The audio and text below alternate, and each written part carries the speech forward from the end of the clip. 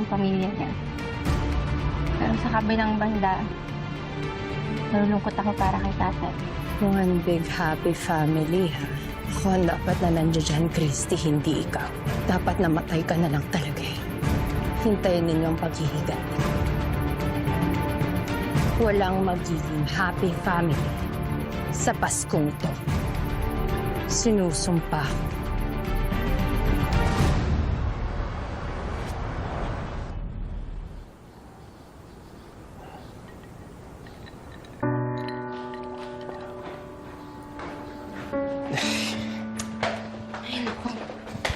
Tay, tama na yan. Ano nga yan? Tay, nakakadami ka na eh, oh. Tama na yan, Tay. Tama na.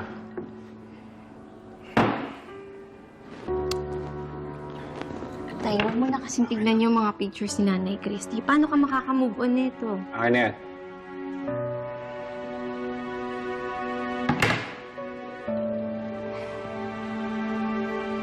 Kung ano sinasabi mo eh. Cargo. Upo. Uminom ka dito. Hindi na akala yun. May gagawin din kasi ako mamaya eh. Natanggihan mo. Upo. Mamaya ko na lang gagawin.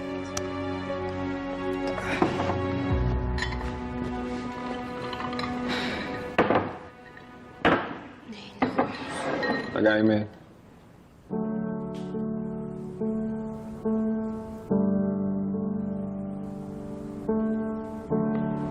Alam niyo kayong dalawa.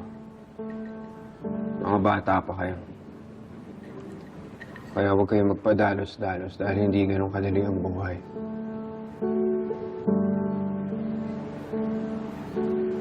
Lalo na kapag nagmahal ka.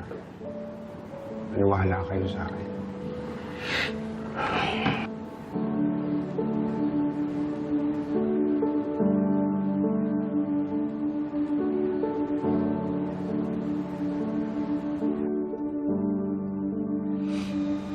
Yan din ho yung sabi sa akin ni Mama Hana eh. Mahirap daw ho magmahal. Lalo na pag yung mahal mo, yung mahal na iba. Sabi sa'yo yun, ano yan? Hindi lang sinabi tay. Nararamdaman ko rin. Lalo na pag magkasama tayo. Tay, ba't hindi kasi si Mama yung mahalin mo? Siya na lang. Alam mo, sana ganun ang kadali yun. Sana, tiyalan nila yung mahal ko. Ay kaso hindi yung ganun kadali.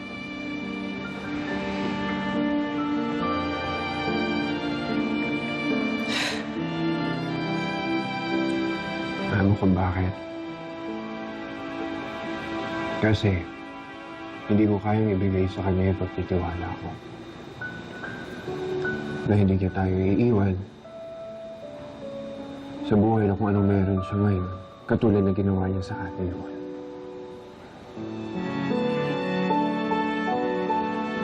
Hindi mo pa ba siya napapatawad, tay? Anak mo din mapatawad. Kaso yung puso, alam mo din nakakalimot yan. Iniwan tayo ng nanay Hana mo. Hindi katulad ni Christy. Nasa kabila ng lahat ng kasamaan ko, minahal pa rin niya ako. Inalagaan pa rin niya ako.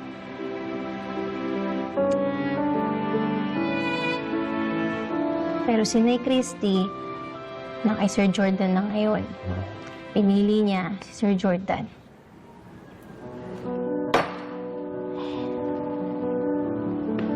Huwag mo mapapaalala sa akin. Huwag mo mapapaalala sa akin.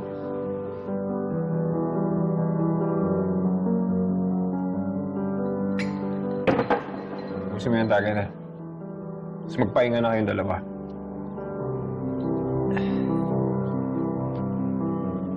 Boss, sige na.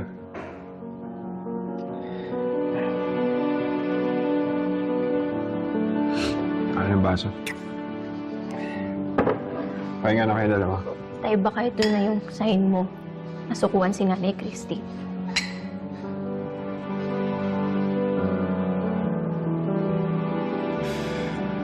Tayo, akit na kami. Sige, tama na yan, ha?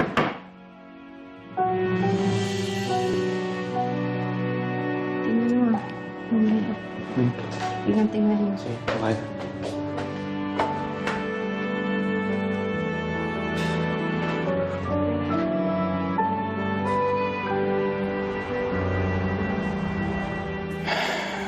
Sobrang saya ako, Christy. Parang ng mga unang panahon. Wala pa yung mga trahedya na yan.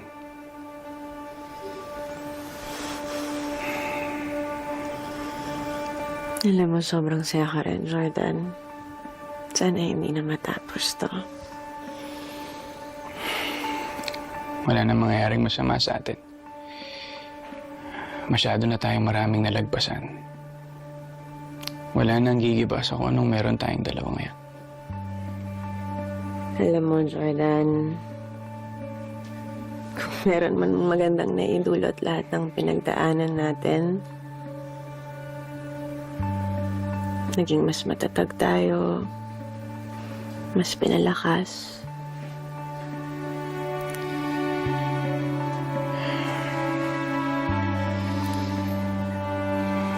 Alam mo, Christy, dapat ngayon pa lang iniisip na natin yung future nating dalawa. Like, for me, in a few months, I'll go back to the US with Junior. Hindi ka ba talaga pwedeng mag-extend? Andun ang buhay ko, Christy. Pero ayokong mawala kay ni Tori ulit. Ayokong mawala kayo sa akin.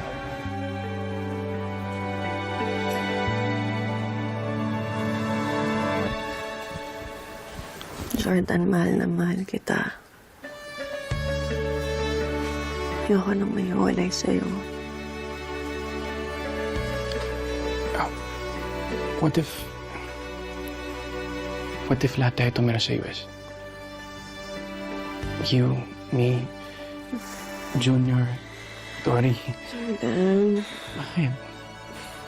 ganun lang ba kadali yun? Nag-inom na naman ba ang tatay niya kagabi? Opo, ma. Malungkot pa rin ho kasi siya dahil dun sa nangyari sa kanila ni Nanay Christy. Ang tatay mo, matigas talaga ang ulo, no? Hanggang ngayon, hindi pa rin siya natututo. Pero hindi ko naman siya ma-judge kasi ganun din ako, no, nak? Ay, naku, tapan mo nga muna ito, nak. Apo.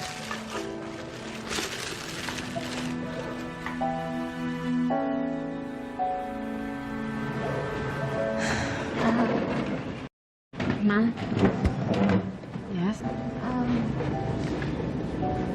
Titito na ho ba talaga kayo sa amin ni natatay? Hindi na ho kayo aalis? Hindi niyo na ho kami iiwan? Bakit kasi tanong yan? Nag-aalala lang ho kasi kami ni natatay. Baka ho kasi mangyari ulit yung nangyari noon. Iniwan niyo po kami.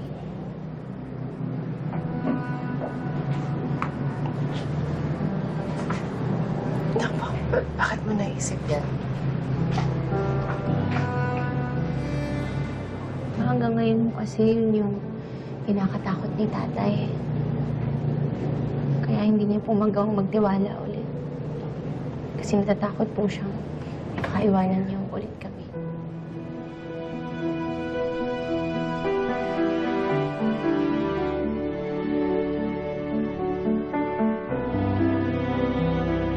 Christy, come live with us.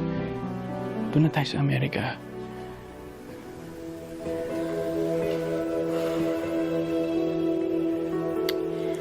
Jordan, paano si Jeremy? Madali naman yun eh. Papaayos ko lahat ng papeles natin. Kahit si Jeremy. At tratuhin ko siyang parang sarili kong anak. Doon na tayo. Pero Jordan, hindi lang naman... Siyempre, may mga ibang taong kailangan tanungin.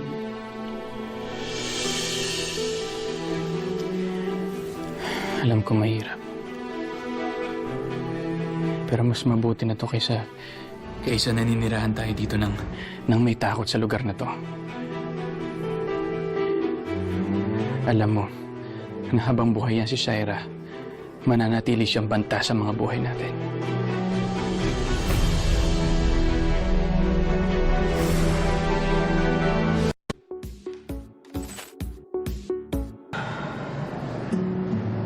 Napaka-care naman ang tatay mo. Yan pa rin ang iniisip niya.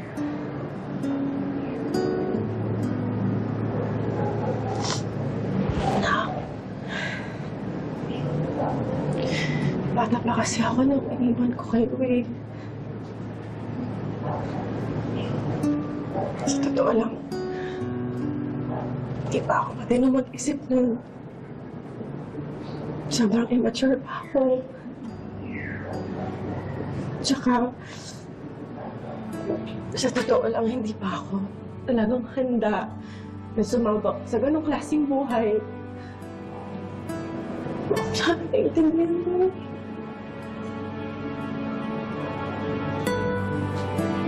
Ma, naiintindihan naman kita. Kaya nga ako nandito pa rin ako. Mahal na mahal kita. Mahal na mahal kita. Ayokong isipin mo na kaya pa kitang iwan ulit or pagpapalit kita kahit kanino. Ikaw na ang buhay ko na. Hindi na ako mawawala. Huwag ka naisipin yan, ha?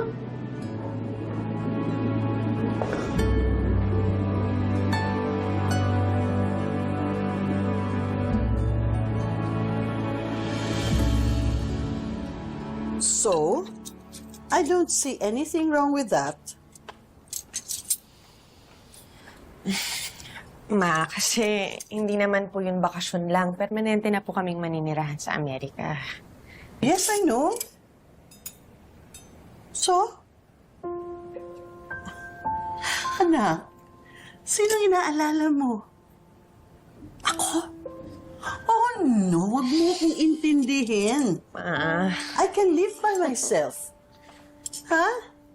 At saka, pwede ko naman kayong dalaw-dalawin doon.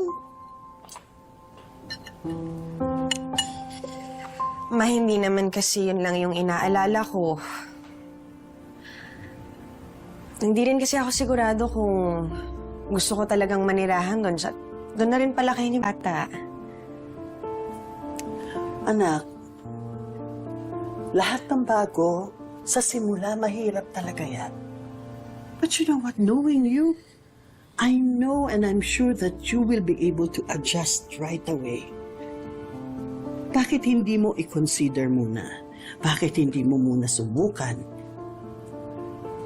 Ang importante sa lahat, yung kahit nasaan kayong lugar, magkakasama kayo ng pamilya mo.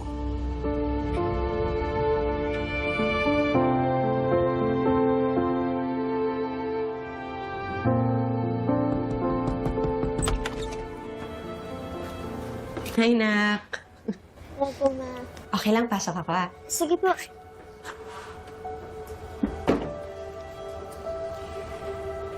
Kamusta? Naabala ba kita? May ginagawa ka? It's okay, Ma. I'm just catching up para prepared po ako sa pagbalik ko po sa school. That's good. Actually, anak, may tatanong kasi sana ako sa'yo. Ano po yan? What if sa Amerika na tayo manirahan? Kasama ng Daddy Jordan mo at ni Junior. Talaga po? Okay lang sa'yo? Okay na okay po sa akin, Mami. Basta sama-sama po tayo. Okay, that's great. After po nang nangyari sa amin ni Ate Billy, ayoko na pong mahiwalay sa inyo ni Daddy. Never again. Mas na-realize ko po kasi na mas importante po sa akin ang family natin. I love you.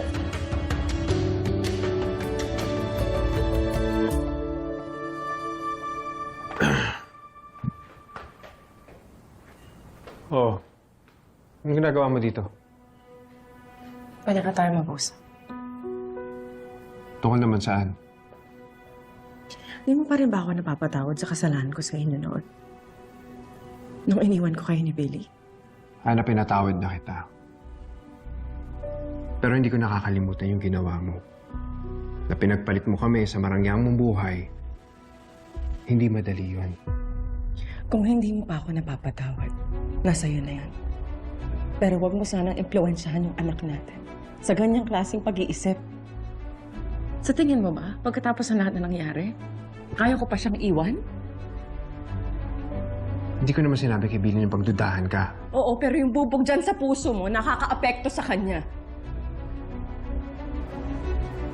Ibang hana na ako ngayon. At kung hindi mo pa rin nakikita yon, nasa iyo na yon. Huwag mo lang pakialaman ang relasyon namin ng anak mo.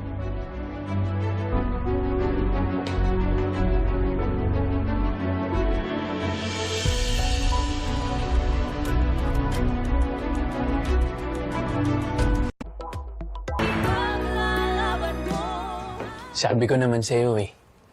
Papayag yun si Tori. Tsaka mag-enjoy siya dun. Magiging masaya siya dun. Masaya naman kasi talaga, Jordan. Ayoko na rin maghiwa-hiwalay tayo, pero kasi kailangan ko rin tong i-discuss kay Leo. Jordan, anak pa rin niya si Jeremy. Diba? So kung dadalhin natin si Jeremy sa Amerika, siguradong may impact yun sa relasyon nilang mag-ama. At saka, Jordan, ayokong i-deprive sila yon sa anak niya. Ganon din kay Jeremy. Pero pwede niya tayong bisitahin doon anytime. Ako mismo tutulong sa kanya. Napakalayo ng Amerika. Alam mo naman, hindi yun ganun kadali. Tayong bibisita dito. Christy, ang point ko lang dito, lahat yan, madali na lang. Basta't meron tayong solid na desisyon.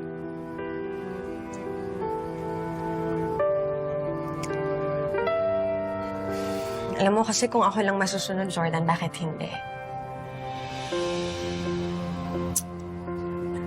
Kailangan ko lang talaga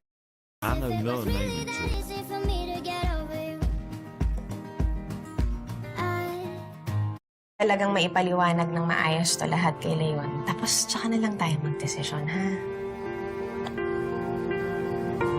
Kailan mo sasabihin sa kanya?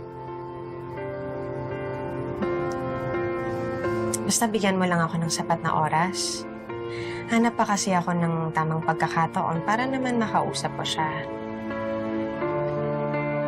Actually, Jordan, inisip ko nga baka mas mabuti rin kung hintayin na lang natin lumipas ang Pasko at Bagong Taon. Nang sa ganun, hindi rin masyadong mabigat para kay Leo. Ikaw naman ang masusunod eh. Sa akin lang, mas maigi okay ang kung sasabihin mo kaagad sa kanya.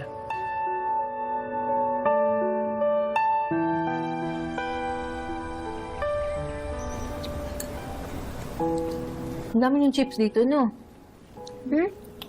Lagi kami may stock dyan. Alam mo, Ate Billy, buti na lang talaga si Mama kay Tata Leon para bumisita sa amin. Restore kita. Ay, sus. Namiss din kita. Dito ka nga. Alam mo ba, feeling ko, dahil dun sa mga pinagdaanan natin, parang mas lalo kitang nakilala. Kilala na kita. Oo nga, Ate Billy. Kapag naaalala ko yun, sobra. And alam mo ba, Ate Billy, di ako makakasurvive doon kung wala ka. Ako rin naman, naging lakas kita, no? Sayang lang, Ate Billy, no? Baka soon, lalayo na tayo. Ha? Bakit? Kasi, may plano na sina Mami at Daddy Jordan. Anong plano? Aalis na kami sa Pilipinas. Magmamigrate na kami sa US. Paano si Jeremy? Isasama namin si Jeremy. Saan niyo isasama si Jeremy?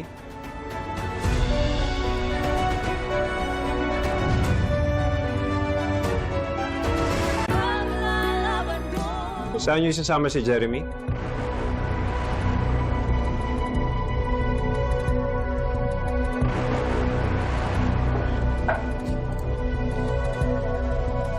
Oo. Para naman kayo nakakita ng multo. Tinatanong ko lang naman kung saan niyo isasama si Jeremy. Hindi po kasi tatay na yun. May Christmas fair po na gagawin malapit po dito sa amin. And sabi po ni Mami, kung pwede daw po isama si Jeremy. Okay lang po ba? Gusto po kasi namin magpakuha ng pictures with Santa. Ganun ba? Kailan ba yan? This weekend po.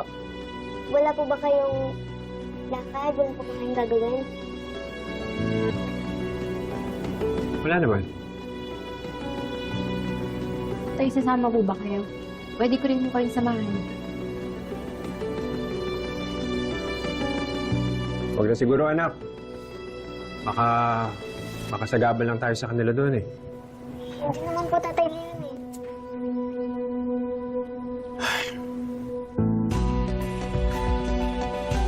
Sige na, naiintindihan ko. Tama yun na si Jeremy, pero huwag niyo siyang pababayaan, ha? Opo. Kayong dalawa talaga. Akala ko kung anong pinag-uusapan niyo eh. Seryoso niyo. Yan lang po yun.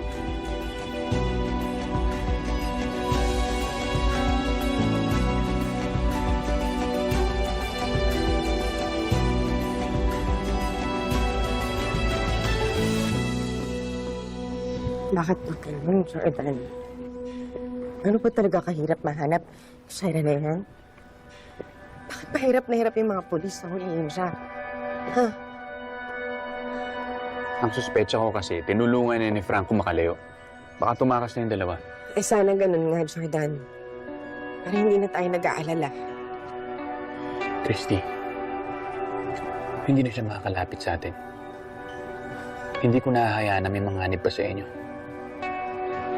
Pero Jordan, parang hindi pa rin dapat tayo makamante. Kaya nga, Christy, dapat ngayon pa lang inaayos natin yung plano papuntang Amerika. Doon, hindi niya tayo masusundan. Hindi niya tayo magagambala. Malaya tayo doon. Hindi pa ba kayo nag-uusap ni Leon? Hindi pa. Pag nakausap mo siya, saktong pagpapaliwanag lang. I-assure mo lang siya na naalagaan naman natin si Jeremy. Bibigyan natin siya ng magandang buhay doon.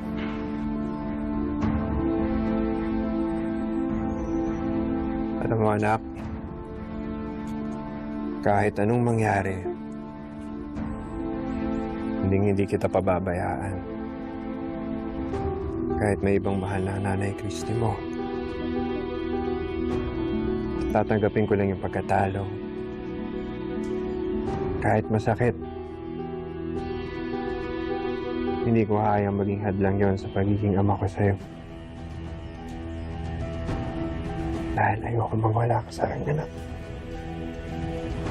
Hindi ka na po pwedeng mawala sa akin, ha? Pero paano yung tatay ko, Tori? Nasasaktan yun pag nilayo niyo si Jeremy sa kanya. Basta, Ate Billy, si Mami na lang ang gagawa ng paraan para kumbinsihin siya. Mag-uusap pa rin sila. Pero kailan yun?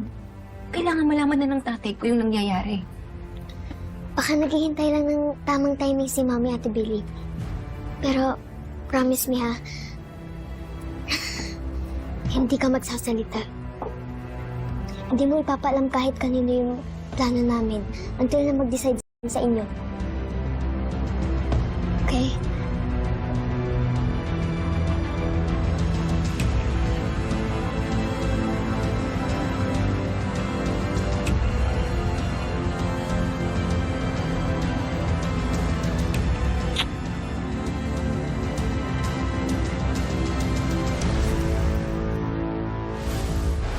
Christmas fair pala.